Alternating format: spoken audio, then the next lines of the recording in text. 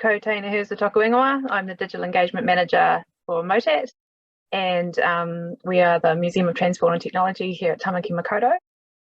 So I'm really happy to be able to share with you guys today our recent project, which was to put touchscreens into our Aviation Hall and tell the incredible stories behind our aircraft. I called this talk More is More. One, because it's one of my favourite philosophies, especially when it comes to Christmas and Halloween. But two, because it also really sums up the philosophical approach that we took when it came to developing these touchscreens and also the outcome. So we really tried to use to our advantage the infinite possibilities that exist within a digital world, that can exist within a touchscreen. And in doing so, that's enabled us to share more stories and more of MOTAT's collection than has ever been shared in an exhibition at MOTAT before. It's also thrown up some interesting UX design challenges for us. So today I just wanted to talk about, I guess, 4 or so things, that approaches and sort of decisions that we made that helped us tackle these and helped us get through this work. We worked with Satellite Media and with Pixel Fusion on this project to design and deliver the experience, and the MOTAT team that was involved in this worked for a very long time and included people from exhibitions, collections, the Walsh Memorial Library, digital, ICT and education. So this is the MOTAT Aviation Hall. MOTAT has the most significant aircraft collection in the Southern Hemisphere, but for the past 12 months, all the public have been able to see of that collection is this building, because we've been closed due to some pretty extensive exterior and interior redevelopment work.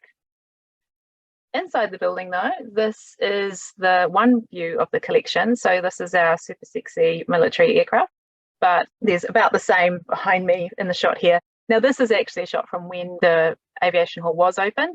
As you can see, it's pretty quiet. There's not a lot happening. So that's something we wanted to address with this work. So we also had, at that time, this was the extent of the information that we gave our audience. So our visitors got a couple of photographs there, they got some stats, they got maybe 3 or 4 bits of information in terms of paragraphs, and then the all-important captions. So that's another thing we wanted to improve. To give you a sense, and also just to be able to share some really beautiful photography, this is sort of the scope of the collection. So we've got 34 aircraft, ranging from some of the world's first jet fighter planes through to, the recent police helicopters. We've got the world's last remaining Solent flying boat and her military sister, the Sunderland. We've got some crazy contraptions that are approaching their 100-year anniversary from the home build in the garage. And we've even got this crazy little death trap here, which is called a gyrocopter. So now I'm going to break all the rules, and hopefully everyone cross their fingers that this works for me. I'm actually just going to jump straight to the reveal, because we are really proud. There's no sound, don't worry. We're really proud of where we got to. And I just want you guys to have some faith to stick with me through this presentation, because we really did try to do something a little bit different. So that was a very quick snapshot of some of the things that we managed to achieve, and hopefully I can show you a little bit later on. So first of all, we researched, and I know everyone does research, but it was so important with this project. One of the main reasons it was important was because the Aviation Hall has been part of MOTAT pretty much since there was a MOTAT. And so it's interesting, with a long running exhibition like this, there is a lot of assumed knowledge. Hey, we don't need to do research. We kind of already know what people want. We've been thinking about this for a long time. Let's just get on with it. So this was a really good opportunity for us to say, look, we assume we know what we know, but let's just validate that. Let's talk to our audience. Let's make sure we know where they're at now. And of course, it paid off. Research is absolute gold. It's worth every dollar that you invest into it. So yeah, we did know a lot, and we validated that. That was great. We also found a whole bunch of stuff we didn't know. And there were also things that were a little bit out of date in our thinking. So the research was massively important and really helped us develop an experience that was, well, a little bit non-traditional, and it also helped me get that across the line. When people came to query what we were doing, we could say, well, the research says we should probably give this a go. One thing you'll notice here, so this is actually photography that was taken during our research workshop. So you'll see there's a lot of kids. So MOTAT has a really family focus, and most of the digital experiences that we're doing are actually geared more towards children, because happy kids, happy adults, right? But with the Aviation Hall, it's a real intergenerational audience. So Kids love the planes, parents love the planes, grandparents love the planes. And we also have a third user group there that are our enthusiasts. And so these are people that really love planes and really love the details and the accuracy, and they may even have some sort of connection to the planes in the past.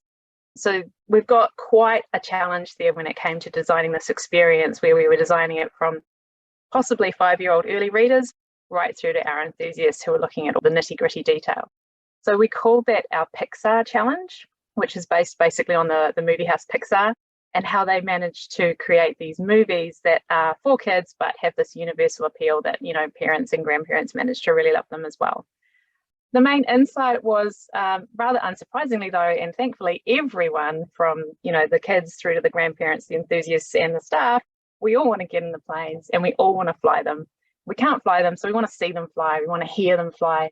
And the main problem that we found was, again, and because we can't do that, can't hear them, we can't see them, they're all a bit dead.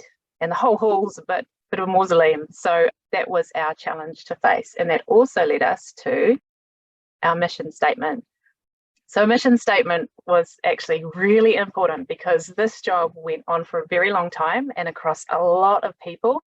And we had to make some really tough calls. So the mission statement, bring it to life, bring the aircraft to life, bring whatever we're talking about to life. And that made us, when things got a little tough, when we were doing design revision, you know, round 3, when we were making calls around what stories are not going to make the cut, this was where we would come back to, and this would help us. So yeah, bring it to life. Does it bring it to life? No, it's out. So just to take you back really quickly to that really cool label before, this label is a really good example because it shows what we gave our audience in terms of information, but it also sometimes indicates just how much information we knew ourselves around the collection object. So a lot of this is the sum total, but there's 34 aircraft and they're all pretty significant, and most of them do have extensive related collections, as you'll see here. You know, we have uniforms, we have equipment, we have photographs, lots of photographs, we have incredible footage. We have just the best ephemera collection, you know, from the golden age of travel. You've got cigarette menus and cocktail menus, and, you know, you've got quite awkward advertising around visiting the South Pacific in the 50s. So there's just this absolute plethora of collection that we knew existed. And this is where Vernon Browser came in, because we had a really big content team that included lots of people across MOTAT. And it also included lots of externals as well, so copywriters and video editors. And the only way that we could all really get in and see what we had and start this research and start, you know, pulling together these stories was through Vernon Browser. So I always encourage my team to use the tools that we create for the audience so that, you know, we're using them ourselves. So we use Vernon Browser every day, but it was really great to be able to get, you know, all these externals using it as well as a key research tool. And through this, we were able to pull together all of these related objects into some really compelling stories around our keystone objects, our aircraft. So with that, we have, you know, we did our research, we did our mission statement, we sort of know what we're aiming for, we've identified our stories. So now we needed an experience to wrap it up in. And this is where things got kind of interesting. So this is where we started to break paradigms. You'll notice I haven't mentioned the term digital labels, and that's actually I did that on purpose because digital labels suck. And I just didn't want us to start there. I didn't want us to get stuck into that paradigm of a digital label. It was really important that the designers and the curators and the content creators were all broken free out of that paradigm. So for good measure, I also banned any book metaphors, blog metaphors, or website metaphors. Essentially, it was just get it all out. We are not starting from that point. We are not making labels. We are creating a storytelling experience. At one point, I even went so far as to ban written words, so that everyone had to think about the content from a video first aspect. And it, you know, okay, it didn't quite fly. We didn't quite get away with a completely wordless interface, but to the credit, and this is why I love working with the team that we had, they were so cool. We all found that challenge really intriguing and we gave it a red hot try. we tried to design a user interface that was so intuitive that it didn't need explanatory text. When we had a piece of content, how can we turn that into a video? And so it was a really fun challenge to have. And of course, that led us to look for UX solutions that do exist, but maybe not where we've been looking in the past. So universally acceptable to a wide range of audiences, massive numbers of users, using the world's best designers. I think you guys can see where I'm going with that. Games. So we looked at game designs. It's the perfect excuse, really, for a gamer like me, but it was also, it held a lot of answers for us. So, games, PlayStation games, platform games, they appeal to audiences that range from, children right up through to adults and, elderly. They are absolutely geared for that novice through to expert level user. They are engaging, very engaging. They are empowering. So, you feel great when you're using them, and they're fun. So they were the perfect solution for us in terms of where to look for our UX guidance. I've actually chosen quite specific images here to sort of just talk to a couple of examples. So the model car from Gran Turismo, pretty much speaks for itself, but that idea of having a central hero object that the experience, the whole experience hangs off, that was absolutely key to what we did for the Aviation Hall with the aircraft. The map there, that's from Assassin's Creed. So that is a way of showing people visual locators, helping them understand where they are in a space, in a time. And you can see there is text, but that's a small prompts that only come when the user actually requests them. So it's not always on text, it's just there when it's needed and when the user wants. And then finally, that example down the bottom, you've just got some really nice examples of just markers and guides that show users or gamers or people, show them the possibilities, like gives them a hint where they should go, but doesn't put a big arrow there or doesn't actually force them in that direction. Right, now everyone cross their fingers again, because this one is quite a big video. I'm just going to talk over it while it plays. So this is a terrible video. I apologize for the quality. This is some recording of using the touchscreen, recording the screen. So it's a little bit jerky because it's a bit tricky to do this. And believe me, just go to Aviation Hall and play with the touchscreens. They're a bit smoother than this. But what you're seeing here is the end result. And what we've done here is design an experience that uses all of this game UX tricks and techniques. And it really is to fit that multiple audiences. The key we found to fitting multiple audiences, to keeping multiple audiences happy, was to provide choice and to let them define for themselves what it is that they wanted to learn. So rather than go, oh, well, you're a kid, you're going to want to go over here and learn about this, or hey, you're an enthusiast, we're going to go and teach you over here this really hardcore stuff. We actually said, no, let's just make the plane a beautiful object, and let's give our audience the chance and the opportunity to discover for themselves as much or as little as they want. So we created non-linear journeys. We allowed people to click in and click in and click in and go as deep as they wanted. Or you could just play with the aircraft, watch it fly, and learn some little stats flying off it. Basically, we let people go where the interest took them. They could be interested in all the planes, they could be interested in one of the planes. This kept engagement really, really high, because in order to learn and in order to get the information, you are always interacting with the object. So you're either interacting with the object or you're interacting with the environment that that object sits within. We wanted to really adhere to that bring to life, and we wanted to make it as true to life as possible. So none of these planes will ever fly again. We got as much historical footage as we could, but really the answer came in modelling. So we 3D modelled all 34 of the aircraft, even the ones like that gyroscope, which was quite a, yeah, I definitely owe someone a beer for pulling that one out of the bag, because that was very impressive. But yeah, having that model allowed us to be able to manipulate it and to create it, make the plane itself the user interface for the whole, pretty much the whole experience. And that meant that we could provide things in real context. So for example, some of the things you would have just seen there was that you click in to the cockpit onto the pilot's chair, and then you hear the pilot talking and the pilot telling a story. I've turned off all the sounds. So same with, if you go into the passenger cabin, you click on a passenger seat and you'll hear a passenger, recounting a story of being violently ill or, or having a great time. So that's sort of, that's where we got to there. And if you click on the engine, you will hear the plane, you will hear the engine noise rumbling away. So just some quick stats to wrap up. So there's 34 aircraft. We have over 1,000 content items. There's over 500 images at the moment. That's growing. We have over 100 videos. So everything, all our oral histories, all our videos, etc., we turned into video as much as we could. We've got over 20. I'm not sure what the final count is on the 360 interiors, but it's around 20.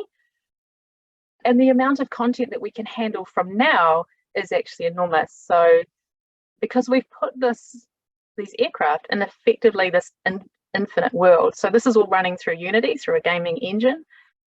And the content, we are only limited by what we are able to produce. So this will continue to extend over time. We will continue to research and learn more about our collection. And as we do, we'll be able to share it with people who visit the Aviation Hall through these labels. I call them labels, through these touch screens. And we're not really limited by interface, and we're not limited by a particular snapshot in time. So yeah, that's pretty much it. I'm gonna call it there. And a sexy little jet fighter, Italian one. Thanks, Teina. That was great. One of the things that I was particularly interested in there was the prototyping work you did. I wondered if you could talk about any of the tools or techniques you used in that testing to try and see what ideas might flow through to the final exhibition. Yeah, so we did just paper prototypes actually, because we wanted to keep it really lo-fi, and it was really early on in the process. So we just got a whole bunch of ideas that had already existed and left a whole lot of things blank. We sat down with the kids and the parents, and we basically said, hey, if we did put a touch screen in here, would you want any of this stuff, or would you want any other stuff? And just let them basically select the cards and pretty much go, yeah, I want one of those, one of those, one of those. Or actually, the really cool thing was the way that they would go and completely reinterpret what we had thought we understood was going to be a, an XYZ. They were like, oh man, this is the best thing ever, because this machine's going to fly to the moon, and I'm going to be able to do this. And we were just like, oh wow, that's so much cooler than what we had thought of. Now, I know that you used to work with Dave, who's recently joined Vernon Systems. He said that you're always coming up with an endless stream of new ideas, and we were curious as to what was the next big idea in kind of MOTAT's exhibition planning. Yeah. Oh, should I give it away? Yeah, well, maybe don't give it away if you're not supposed to. No. It is always new ideas, right? So we are taking that gamification a little bit further, well, a lot further actually, to see how far we can take it beyond the Aviation Hall and into the hands of our members and our visitors. How do we gamify this thing now that we've created these objects? What can we do with them? Can we gamify the whole museum? Can we take the museum and put it into another world? Can we get into virtual worlds? Can MOTAT exist somewhere else? So these are what we're creating here is quite strategic. It's a set of assets that are then going to be able to be used, outside of MOTAT and in the whole kind of, I'm going to say metaverse. I'm sorry, but yeah, but I can't think of another word for it right now. So yeah. Now, it's great seeing Vernon Browser being used as a research tool to try and identify relevant collection items. I wondered whether you'd considered connecting the finished gallery with the online collection in any way. So on individual collection items, for instance, pointing people through to the browser website that's perhaps got more technical information, or connecting it through to the website just to allow people to explore the rest of what MOTAT has. Yeah, it's an interesting question, because there's that, how much do we let people go off world in a way? because we've tried to create this kind of bring it to life, make it feel really real. So that was one of the things we actually did talk about was, do we link to the website? Do we link to collections online? And in the end, we felt like let's try and keep people as much in this sort of suspension of disbelief in a way that these planes are flying, and as they're in the planes world as they're using this this resource. So but that's not to say we won't be looking at that in future for other rollouts of this system. So this system is actually, we did it for Aviation Hall, but it's actually it's purpose built for the entire museum. So we're going to be rolling it out this year. You're going to see it come online in a few other bits and places. Wow. Yeah, so hopefully, and we are really interested in seeing how much more integration we can get going between Vernon and our contentful content management system for the website. For those of you that haven't visited MOTAT, it's just an enormous site. The Aviation Hall on its own is an enormous building that sits on its own property, a couple of kilometres away from the main site. And then on the main site, there's just dozens of buildings, each of which is a whole exhibition hall covering one part of the collection. So I can see lots of opportunity for rolling out these concepts into other parts of the institution. Absolutely, yeah. In terms of the wider sector, what's something that you'd love to be able to snap your fingers and see lots more people doing, lots more people making use of some kind of idea within their own organisation? Yeah, I love this question because can I have a couple of snaps? Yeah, go for it. Because I think there's a lot to be done. Yeah, the sort of the whole area of digital capability is really interesting, and I think one that's the big kind of digital focus after the pandemic. So I guess first and foremost, though, the kind of flipping it so that we are audience led, we're user led, right? So audience in rather than museum out. We're getting there, everyone's getting better, but I think there's always room for improvement there.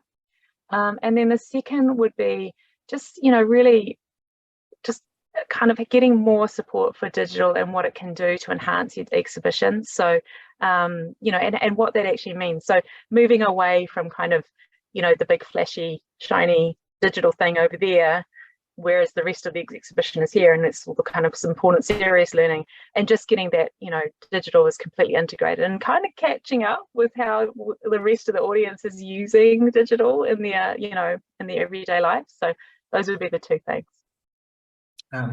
Digital capability is a great point to touch on, that within New Zealand, I think the stats are 3/4 of the museums are classed as small museums, and they just don't have that expertise often in-house. They're often volunteers, often retired. So there's certainly work we can do as a sector to try and make those resources available more widely. And that's certainly something that National Services Te Paerangi do to try and run workshops, but it's an increasing area of need within the sector. Yeah, that's right. And with my other hat on, my NDF hat on, we've just published a big piece of research on that, and that was really apparent, this whole kind of digital inequality, the digital divide between our regional and sort of smaller museums and galleries, etc., versus our large metro, quite well funded, and just the difference in capability there is staggering. And really, those smaller regional museums are just, they're not in a position now where they could really catch up, because coming through the pandemic, etc., they're still just trying to survive. They're not going to be able to thrive unless we do provide them with that support. So yeah, it's absolutely critical. It's a very critical point in time for them, I think. And that is an area where National Digital Forum's done lots of good work in the past as well, particularly with regional hubs running meetups to try and share the projects that have been successful and share those tips and outcomes. Yeah, absolutely. And it's something that hopefully we can do a really big push on over the next 2 years. Excellent. Oh, well, I look forward to visiting in person and seeing the changes. I haven't yet seen the new Aviation Hall, so I'm really definitely come on down. We're just down the road from you. Yeah, that's right. I mean, for people that don't know, we're kind of literally only a few minutes drive away. We're basically in the same region of Auckland, which is awesome. That's right. Yeah. Okay. Oh, well, thanks very much, Teina. That was a fascinating discussion and an amazing ideas that other people can look to implement in their own organization. I mean, even on a basic level, that move away from just kind of paper factual labels to something that is bringing those items to life is a really good mantra.